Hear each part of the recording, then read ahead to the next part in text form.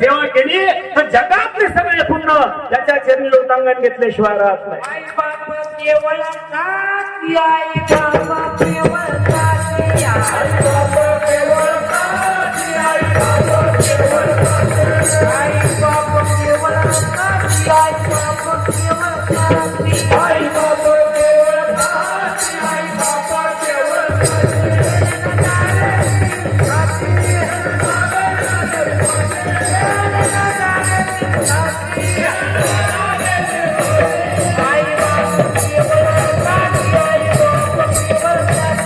आई बाप केवळ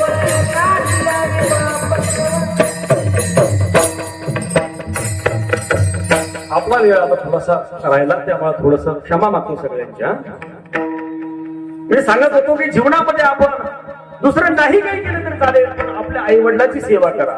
आणि लक्षात ठेवा आपण जर आपल्या आई वडिलांची सेवा करत नसेल तर आपल्याही अवलादीतून आपण आपली सेवेची अपेक्षा करायची नाही. कारण जैसे ज्याचे कर्म तैसे फळ देतो रेश्वर. जे केले कर्म झाले त्याची भोग आले उपजले मेले ऐसे केते. आपण जर आता आपल्या आई वडिलांची सेवा करत नसेल तर आपलीही अवलाद आपली सेवा करणार नाही. काळ्या दगडावरली रेग आहे ध्यानात ठेवा. कारण आपण काय वागतो आपण काय करतो हे सगळं आपली मुलं पाहत असतात. आपल्याकडं मोठा बंगला आहे गाडी आहे सगळं आहे आणि आई वडील ते कुठेतरी त्या खोपड्यामध्ये घराच्या बाजूला पडलेले राहतात आणि सगळं मुलं ते आपलं पाहत असतात. विचार करा एका माणसाच्या पत्नीनं त्या माणसाला सांगितलं नवऱ्याला सांगितलं तुम्ही कामाला जाता मला रोज सकाळी तुमच्या आईला डोकं लावावं लागतं की म्हातारी पीठ एका जागेवर बसत नाही. एवढं स्वच्छ घर आपलं काचासारखं घर पण ती घर आपलं सगळं मळून टाकते अस्वच्छ करते. असं करा तुमच्या ह्या म्हातारीला उद्याच्या ज्या पुण्याच्या ठिकाणी जो वृद्धाश्रम आहे ना त्या ठिकाणी नेऊन घाला. अहो तिला बोलून करायला लागायला सोबतीने भेटतील. इथं भूतासारखी ती एकटीच बसते मला माझी घरातले काम आवडत नाही. या म्हातारीला तुम्ही कुठेतरी वृद्धाश्रमामध्ये याची सोय करा. ते म्हातारही मात्र सगळं कपड्यामध्येच मात्र हे करतं घाण करतं. आपल्याकडे चांगली चांगली लोक येतात. तुमच्या ऑफिस मधले तुमचे मित्र तुम्हाला भेटायला येतात. माझ्या मैत्रिणी मला भेटायला येतात. त्या टायमाला लाज वाटते ह्या म्हाताराला म्हातारीला त्यांच्या समोर आणण्याची. ते विचारतात आपल्याला कोण आहे तर तुमची आई वडील म्हणून सांगायची मला लाज वाटते. नाही लाज म्हणून सांगावं लागतं की आमच्या घरची नोकर आहे. विचार करा त्या टायमाला त्या बाईनं आपल्या नवऱ्याचे कान भरले. त्या बैल पुढ्या माणसाने सुद्धा बायकोचं ऐकलं आणि त्या आई वडिलांना तो म्हणू लागला की बाबा आई उद्या आपल्याला पुण्याला जायचंय उद्या आपल्याला गावाला जायचंय. म्हणून त्याने त्या आईला वडिलाला गाडीमध्ये घातलं. घरामध्ये एक 10 वर्षाचा मुलगा होता. तो मुलगा सुद्धा मागे लागला पप्पा मला यायचंय मम्मी मला यायचंय पप्पा मला यायचंय. ते म्हणले तू घरी थांब. तो म्हणला मी घरी थांबणार नाही. सगळ्याच्या अगोदर मुलगा गाडी जाऊन बसला. मुलगा काही केल्या उतरेना. गाडी रस्त्याला लागली पुण्याच्या रस्त्याला लागली. पुण्याच्या पाठीमाग 10-20 किलोमीटर राहिली. त्या टायमाला तो मुलगा पप्पाला म्हणू लागला पप्पा थांबा गाडी थांबवा. बापानं गाडी थांबवली आणि थांबवल्यानंतर तो मुलगा गाडीतून खाली उतरला. जवळच्या झाडाजवळ गेला. त्या झाडाला त्याने 1 नंबर लिहिला. थोड्या अंतरावर पुन्हा गाडी गेली. गाडी गेल्यानंतर तो मुलगा म्हणू लागला पप्पा गाडी थांबवा. पुन्हा बापानं गाडी थांबवली. त्याला असं वाटलं की याला लग्नी वगैरे करायचं असेल. पुन्हा मुलगा त्या झाडाजवळ गेला. त्या झाडावर त्याने 2रा नंबर दिला. असं करता करता 3दा 4दा मुलगा 5-5 मिनिटाला बापाला सांगतो बाबा गाडी थांबवा गाडी थांबवा. त्या टायमाला बापाला राग आला आणि बाप म्हणू लागला करे कानाखाली ठेवू काय तुझ्या 5-5 मिनिटाला मला गाडी थांबायला लागतो. मूर्खा कशा करता गाडी थांबायला लावतो आणि कशाला त्या झाडावर नंबर लिहतोस रे.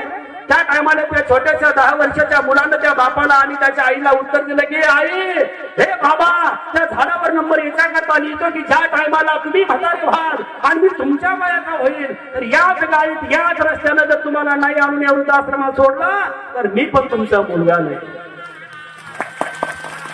लक्षात ठेवा. याच्याकरता सांगतो की हे सगळं आपण पेरलेल्याच झाडाला बीज येत असतात. दुसरं कोणीही आपलं वाईट करत नाही. जैसे ज्याचे कर्म तैसे फळ देतो रेश्वर.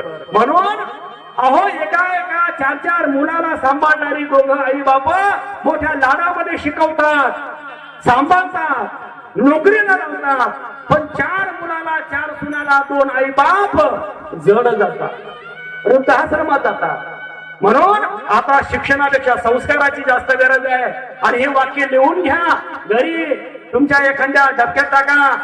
आजपासून जो पालक शिक्षणाबरोबर संस्काराकडे लक्ष देईल त्याचीच मुलं त्याच्याच जवळ बसतील, त्याला आईबाप म्हणतील. पण ज्यांच्या डोक्यात फक्त इंग्लिश मीडियम आहे, ज्यांच्या डोक्यामध्ये फक्त डॉक्टर इंजिनियर आहे, लक्षात ठेवा की आपली शेवटची जागा वृद्धाश्रमात आहे. म्हणून त्यांना ज्ञानेश्वरी काय आहे, त्यांना गाथा काय आहे, त्यांना गीता काय आहे, हे संस्कार त्यांच्या डोक्यात घाला, तरच आपल्या आईला आई आणि बापाला बाप ते मुलं म्हणतील.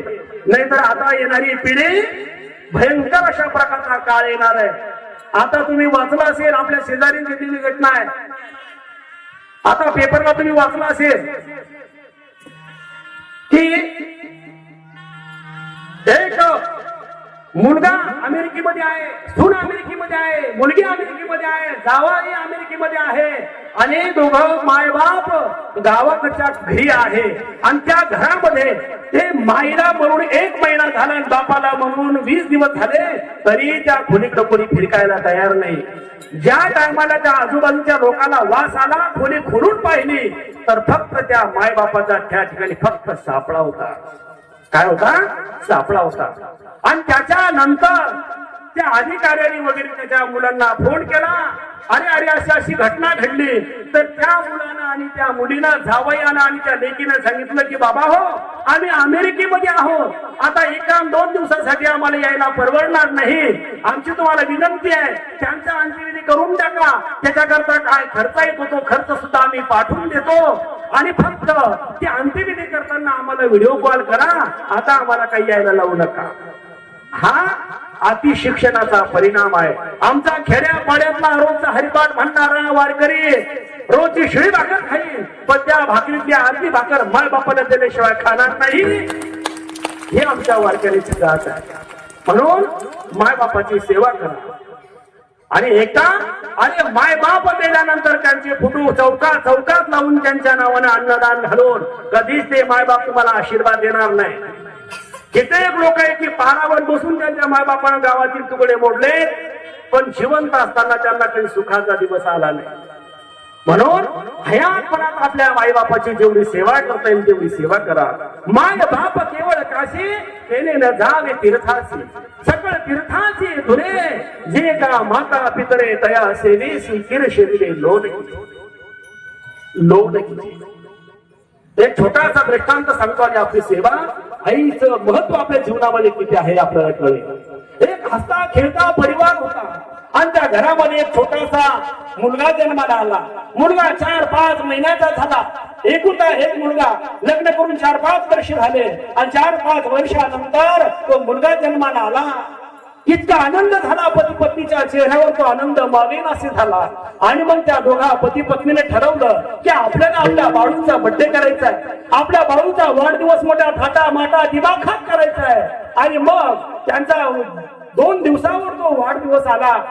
आणि वाढदिवस आल्यानंतर त्या बाळूची आई म्हणू लागली, मला माझ्या सगळ्या बहिणीला बोलायचंय, मला माझ्या भावाला बोलायचंय, माझ्या आईला बोलवायचंय, माझ्या मम्मीला पप्पाला बोलवायचंय, सगळ्या पाहुण्याला बोलू. आपण 100-200 लोकांचं नियोजन करू. आपल्या घरात पहिल्यांदाच आपल्या वारात कुळाचा वारस या जन्माला आला, त्यांचा बर्थडे मला चांगला करायचा आहे. आणि लागू द्या किती पैसे लागायचे, अवलादी करता नाही तर कोणा करताय. आई हट्टाला भेटली. बापानं सुद्धा सांगितलं काही हरकत नाही.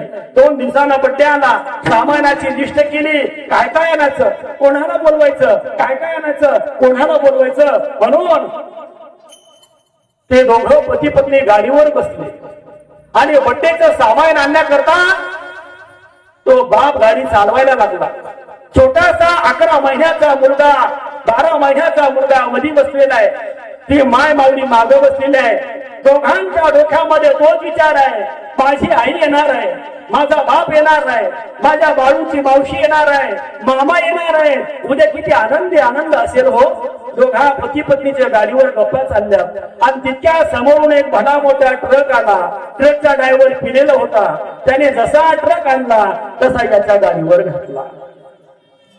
गाडीवर घातल्यानंतर गाडी एकीकडे पडली, ती माय माऊली एकीकडे पडली, तो 12 महिन्याचा बाळू एका बाजूला पडला आणि त्या पोराचा बाप एका दगडावर आपटून त्याचा मेंदू एका बाजूला पडला आणि तो एका बाजूला पडला. बाई बेशुद्ध पडली. थोड्या वेळानं ती बाई त्या ठिकाणी लोक आली, पाहू लागली, अरे अपघात झाला. तो छोटासा मुलगा लोकांनी उचलला, त्याचे कपडे झटकले, त्याच्या अंगाला लागलेली दगड माती झटकली, त्यानं थोडस खर्चटलं, तेही लोकांनी पुसलं. अरे अजून कोणी होतं का या गाडीवर? तर शेजारच्या नाली जाऊन पाहतात तर ती बाई पडलेली आहे. बाजूला एका पाहतात तर दगडावर त्या मुलाचा बाप पडलेला आहे. त्या बाईला नालीतून बाहेर आणलं, तिच्या तोंडावर पाणी मारलं, तिला सावध केलं आणि मग ती म्हणू लागली, माझा बाळू कुठे, माझा बाळू कुठे?